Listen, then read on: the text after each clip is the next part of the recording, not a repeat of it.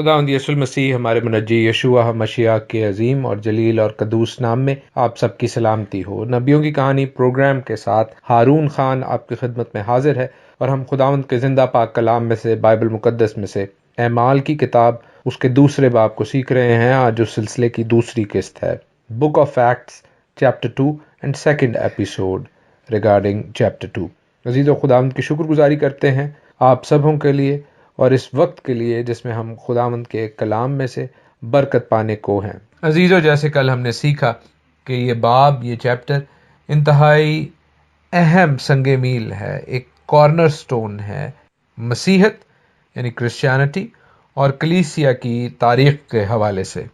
کیونکہ اس باب میں، اس چیپٹر میں خداوند خدا کی طرف سے جس مددگار کا وعدہ کیا گیا ہے، جس پاک روح کی آمد کا ذکر خداوند یسوع المسیح نے کیا، وہ پاک روح سین پر موجود ہے اور اس خاص وقت اور اس خاص ٹائمنگ کے مطابق ہے جو خداوند کی ہے۔ عزیزو، یہ رینڈم یا بے تکی بات نہیں ہوئی۔ God has a plan for everything and God does everything according to His plan and His timing۔ خداوند اپنی ٹائمنگ، اپنے مقررہ اوقات کے مطابق چلتا اور اہم کام وقوع میں لاتا ہے، اور یہ پاک روح، یہ مددگار ہم دیکھتے ہیں کہ شواؤت کی عید، پینتیکوست کی عید کے موقع پر نازل ہوتا ہے۔ وہی پینتیکوست جس کے متعلق جوش قوم مدراش سے، ٹریڈیشن سے، روایت سے یہ سیکھتی آئی ہے کہ اس دن کو خداوند کی توریت، خداوند کی شریعت، خداوند کے آئین، خداوند کے احکام قوم اسرائیل کو دیے گئے موسیٰ اور ہارون کی موجودگی میں کوہ سینا پر، اور جس دن لوگوں نے تھنڈرنگ، بجلی کڑکنے کی، گرجنے کی اور آگ اور دھوئیں کی پریزنس کو دیکھا کوہ سینا پر۔ اس کے حوالے سے مختصر اکاؤنٹ ہمیں خروج کے 20ویں باب میں ملتا ہے، ایگزوڈس 20 میں ملتا ہے، اور اس کے حوالے سے ڈیٹیلڈ اکاؤنٹ مدراش میں، مدراش وہ جو ریبائز کی، بزرگ علماء کی تفاسیر ہیں جو خداوند کی قوم اسرائیل کے پاس موجود تھیں، اور مدراش میں یہ بڑا واضح لکھا ہوا ہے کہ اس دن بھی، یعنی جس دن خداوند کی توریت نازل ہوئی، رابع یوحنان کہتے ہیں کہ آوازیں دکھائی دیں۔ اب آوازیں نارملی سنائی دیتی ہیں، دکھائی نہیں دیتی، اگر انہوں نے دکھائی دینے کا لفظ استعمال کیا ہے، اور اس طرح کی ان کی ٹرمینالوجی ہے کہ 7 آوازیں اور 7 کی 70 آوازیں، 70 مختلف لینگویجز، 70 مختلف زبانیں خداوند کی توریت کو، خداوند کے آئین، خداوند کے احکام کو بول رہی تھیں۔ 70 کا جو فگر ہے، 70 کا جو فگر ہے وہ بڑا انٹرسٹنگ ہے، اس لیے کہ 70 بزرگ موسیٰ نے بھی مقرر کیے، ہم جانتے ہیں،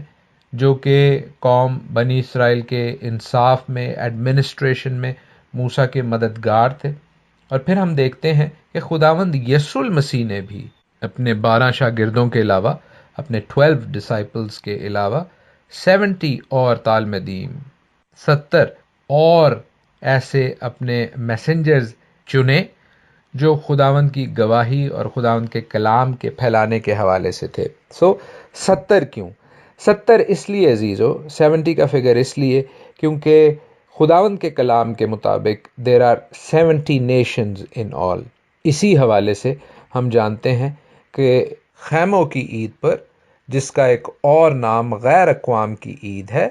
70 بلز، 70 بیل قربان کیے جاتے تھے تاکہ وہ غیر قوموں کے لیے بھی کفارہ دیا جا سکے۔ اسی حوالے سے خداوند کے کلام کی وہ مشہور زمانہ آیت بھی ہے کہ میرا گھر سب اقوام کے لیے دعا کا گھر کہلائے گا۔ That was according to the timing of Feast of Tabernacles، یعنی اس کی ایسوسیشن اور بیک گراؤنڈ خیموں کی عید کے ساتھ ہے۔ اس ہسٹری کو جو کہ ہم مدراش میں دیکھتے ہیں، میں اس حوالے سے کل بھی یہی کہا اور آج بھی یہی دہرائے دیتا ہوں کہ بے شک ہم اس کے اوپر گفتگو کر سکتے ہیں، اس کے اوپر ڈسکشن اور علمی بحث کر سکتے ہیں کہ وہ سچ ہے یا ایگزیجریٹڈ ہے، لیکن اس حقیقت سے تو انکار نہیں کہ وہ مدراش میں موجود ہے اور اسرائیلی قوم منوعاً اسے تسلیم کرتی ہے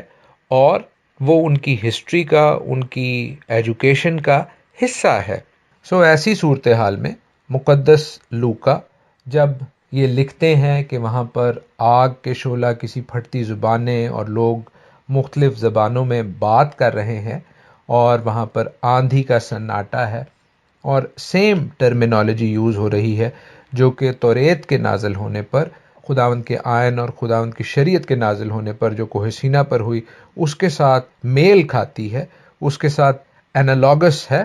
تو وہاں پر موجود لوگ اس حقیقت سے بڑی اچھے طور پر آشنا ہیں، ایکسیپٹ کرتے ہیں کہ بھئی اب واقعی خداوند کی توریت نازل ہو رہی ہے، جس طرح خداوند نے یرمیا میں کہا کہ میں نیا عہد باندھوں گا، اپنے آئین احکام تمہارے دل پر لکھوں گا، پتھر کی لوحوں پر نہیں بلکہ دل کی تختیوں پر لکھوں گا اور پاک روح کی مدد سے لکھوں گا۔ تو یہ پاک روح خداوند کی توریت کی دوسری آمد کا، سیکنڈ کمنگ کا پیش خیمہ ہے۔ اس حوالے سے عزیزو، کئی لوگ جو پاک روح کے حوالے سے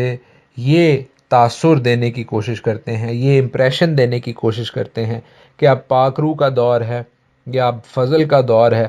تو شاید اب ہمیں خداوند کے آئین کی، احکام کی، توریت کی ضرورت نہیں۔ وہ بالکل ہی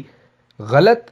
اور بالکل ہی آؤٹ آف ٹیون ہے خداوند کے کلام کی سچائیوں کی روشنی میں، کیونکہ خداوند کی پاک روح دراصل خداوند کے آئین اور احکام کو دل کی تختیوں پر لکھنے کا وسیلہ ہے، نہ کہ اسے دل کی تختیوں سے دور کرنے کا سبب ہے۔ اور عزیزو، جیسے میں پیٹرنز کی، ماڈلز کی، سیم پرنسپلز کی جو کہ دہرائے جا رہے ہیں، ریپیٹ ہوتے ہیں، اکثر بات کرتا ہوں،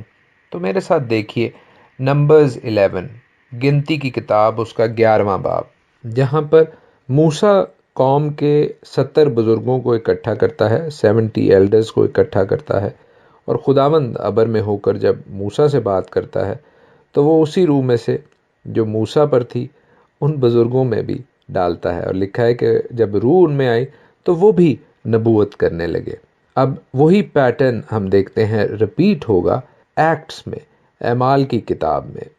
جہاں پر ہم دیکھیں گے کہ خداوند کے وہ سب شاگرد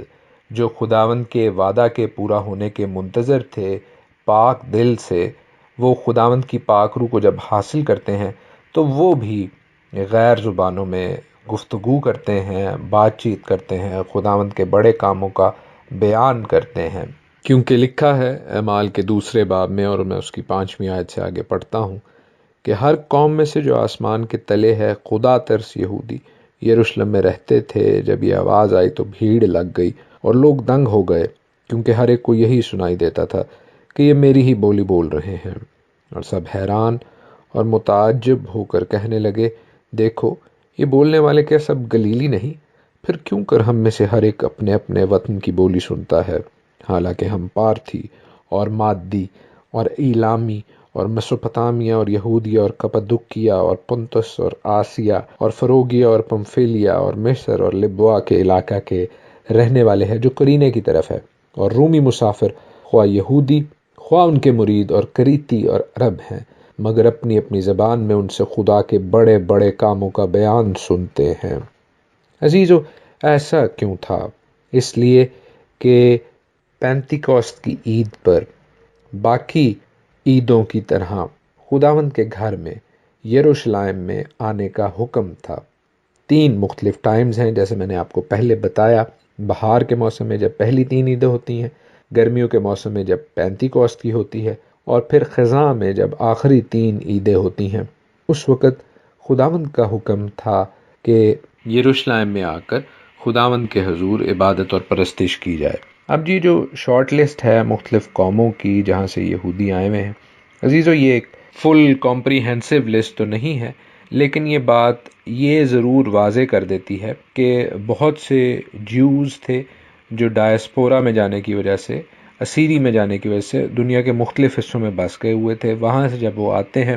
تو وہ ہیبریو سے، عبرانی سے نا واقف ہیں، لیکن وہ اپنی زبان ضرور بول سکتے ہیں۔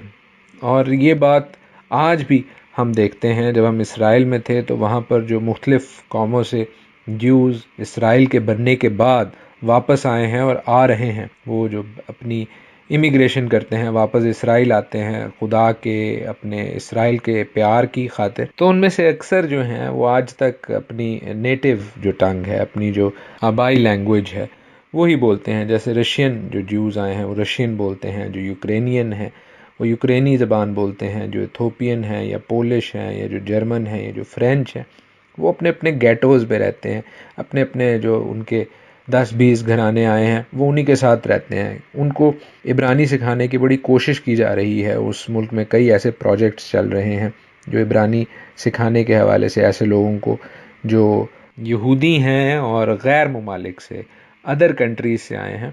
وہ آج بھی جاری ہیں وہاں پر. ہم اعمال کے اس دوسرے باب میں واپس جاتے ہیں اور وہاں پر دیکھتے ہیں کہ یہ جو غیر زبانوں میں گفتگو کر رہے ہیں شاگرد خداوند کے، جنہوں نے پاک روح کا بپتسمہ اوور فلوئنگ حاصل کر لی ہے، تو ان کی اس ایکسٹیٹک سپیچ کو دیکھ کر لوگ طنز کر رہے ہیں، لوگ ان پہ موک کر رہے ہیں.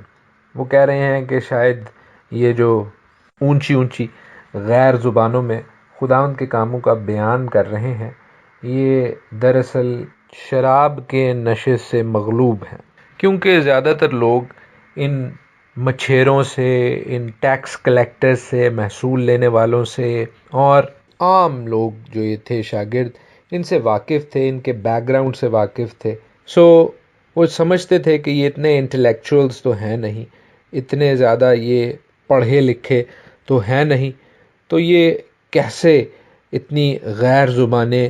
اپنی نالج کی بیس پر، اپنے سیکھنے کے بیس پر بول سکتے ہیں. پطرس ان کا طنز، ان کا سیٹائر سمجھ گیا ہے، اور وہ بھی ہاف سیریسلی پہلے پہل یہ کہتا ہے کہ بھائی ابھی اتنی صبح ہے کہ کس کو پینے کا ٹائم ملا ہے. اور پھر وہ سیریس ہوتا ہے، پھر وہ ایکسپلین کرتا ہے کہ خداوند پاک روح کی جو آمد ہے وہ کلام مقدس کی کئی پیشن گوئیوں کے مطابق ہے. ہم یرمیا اور حزقیل کے حوالے سے تو پچھلے 1-2 پروگراموں میں پڑھ ہی چکے ہیں، لیکن وہ پروفٹ جول کو، یوئیل نبی کو بھی کوٹ کرتا ہے اور کہتا ہے کہ آئے یہودیوں اور یروشلم کے رہنے والو، یہ جان لو اور کان لگا کر میری باتیں سنو کہ جیسا تم سمجھتے ہو کہ یہ نشہ میں نہیں، کیونکہ ابھی تو پہر ہی دن چڑھا ہے، بلکہ یہ وہ بات ہے جو یوئیل نبی کی معرفت کہی گئی کہ خدا فرماتا ہے کہ آخری دنوں میں ایسا ہوگا کہ میں اپنے روح میں سے ہر بشر پر ڈالوں گا، اور تمہارے بیٹے اور تمہاری بیٹیاں نبوت کریں گی، اور تمہارے جوان رویا اور تمہارے بڈھے خواب دیکھیں گے، بلکہ میں اپنے بندوں اور بندیوں پر بھی ان دنوں میں اپنے روح میں سے ڈالوں گا اور وہ نبوت کریں گی، اور میں اوپر آسمان پر عجیب کام اور نیچے زمین پر نشانیاں یعنی خون اور آگ اور دھوئیں کا بادل دکھاؤں گا. سورج تاریک اور چاند خون ہو جائے گا، پیشتر اس کے کہ خداوند کا عظیم اور جلیل دن آئے، اور یوں ہوگا کہ جو کوئی خداوند کا نام لے گا نجات پائے گا. آمین. عزیزو، پطرس اس بات کو جانتا ہے اور سمجھتا ہے کہ last days are now under way, آخری دنوں کی گنتی شروع ہو گئی ہے، اور جو کچھ اس نے دیکھا اور اس کے ساتھ کئیوں نے دیکھا وہ اس بات کی بھی فلفلمنٹ ہے، اس بات کی بھی پورا ہونا ہے جو موسیٰ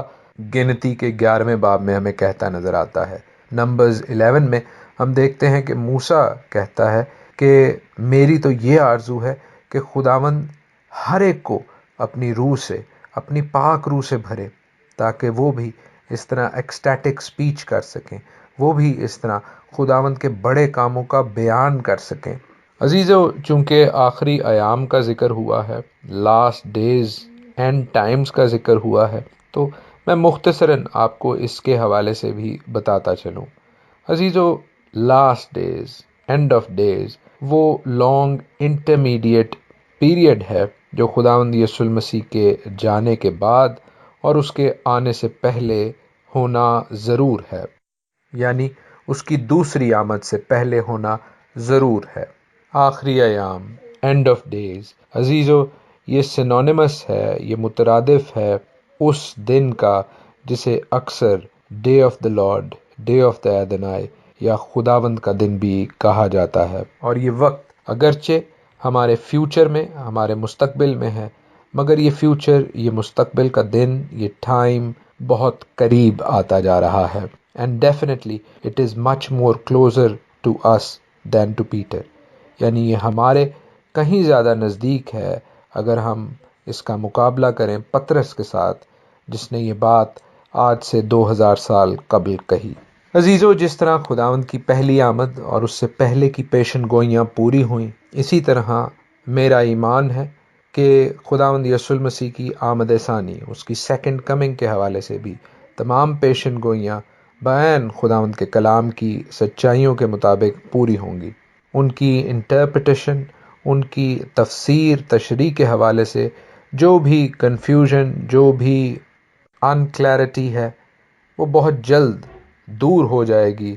کیونکہ ایک حقیقت تو واضح اور کلیئر ہے کہ خداوند یسوع المسیح آنے والا ہے اور وہ اپنے مخالفوں کو خوب ہی بدلہ دے گا. وہ جنہوں نے اس کو اور اس کے کلام پر اور اس کی گواہی پر قائم رہنے والوں کو ستایا ہے، جنہوں نے اس کے کلام کی سچائیوں کو، جنہوں نے اس کے کلام کے بلاوے کو رد کیا، ریجیکٹ کیا، وہ بے شک چھاتی پیٹیں گے، وہ بے شک ماتم کریں گے. لیکن وہ جو خداوند کے کلام پر، اس کے وعدے پر، اس کی گواہی پر قائم ہیں، عزیزو، وہ انہیں برکت دے گا اور اپنے ساتھ تخت پر بٹھائے گا. آمین.